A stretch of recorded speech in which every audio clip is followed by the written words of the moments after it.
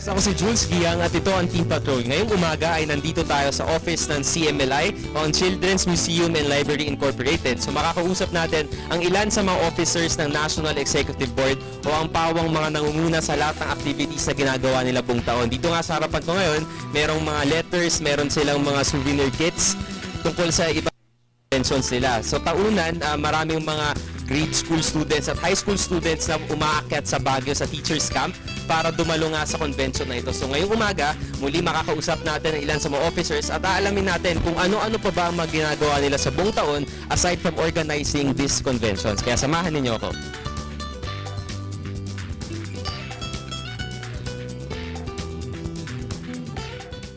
Good morning mga boss. Ngayong umaga ay nandito tayo ngayon sa CMLI office at kasama natin ang Vice President ng CMLI National Executive Board, si L.A. Castro. Good morning, L.A. Good morning, Jules. Okay, L.A. Siyempre, isang youth organization ng CMLI at marami ring mga kabataan na nanonood sa atin ngayong umaga. So pwede mo bang ipaliwanag sa ating mga manonood kung ano ba ang mga ginagawa ng CMLI?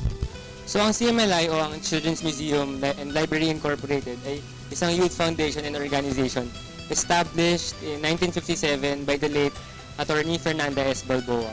So simple lang naman ang vision ng CMLI. It envisions to produce morally upright leaders equipped with values and attitudes na relevant sa advancing Philippine society.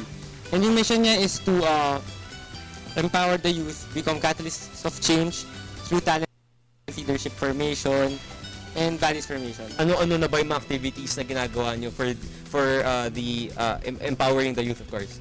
Yan. So, during February, every February, sineselebrate natin yung establishment ng CMLI.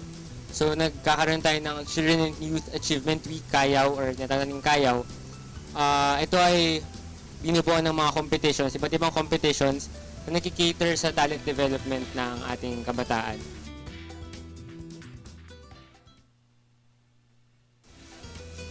Okay, good morning mga boss. Ngayon ay kasama naman natin si Almira Abril, ang treasurer ng National Executive Board ng CMLI. So, good morning, Almira.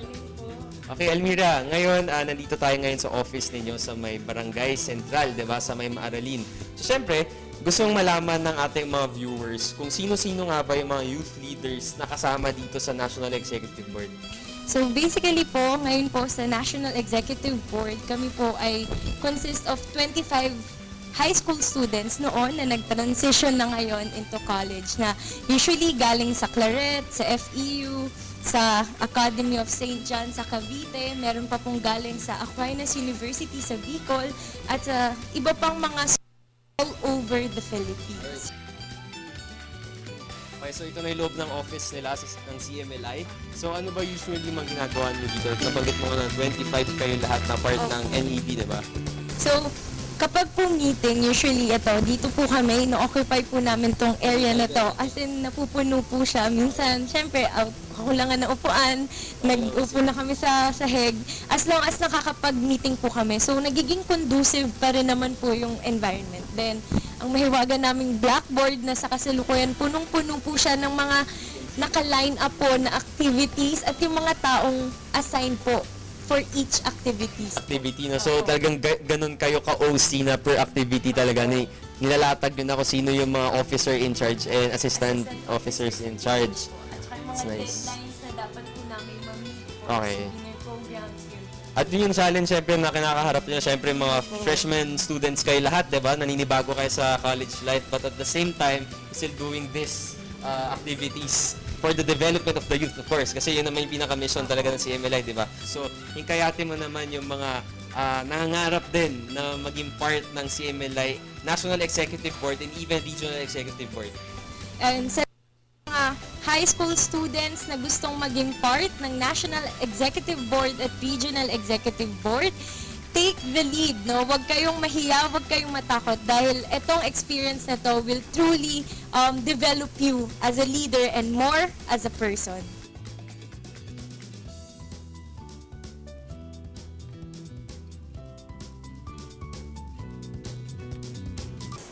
Ayan, so hawak ko ngayon yung souvenir program ng CMLI. So nandito lahat, syempre yung mission and vision, messages from the President, and may message si Pinoy dito. Tapos yung different organizers din lahat. Okay, matigil tayo, may tumatawag. Hello? Good morning.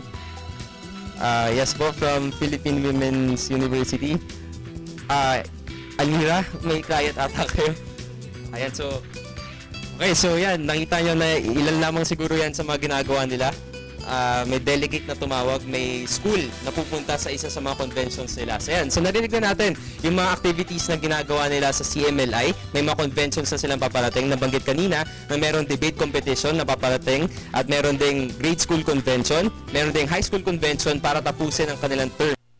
Whole year sila kumikilos para sa empowerment ng youth. Kaya inaanyayahan muli lahat ng mga estudyante mula sa high school at sa grade school sa buong Pilipinas na makilahok sa adhikain ng CMLI o ang Children's Museum and Library Incorporated dahil tiyak yan na lahat kayong mga kabataan ay mahasa ang inyong kagalingan sa katalinuhan man yan o sa inyong mga talento. Kaya para sa Good Morning Boss, ako si Jules Giang.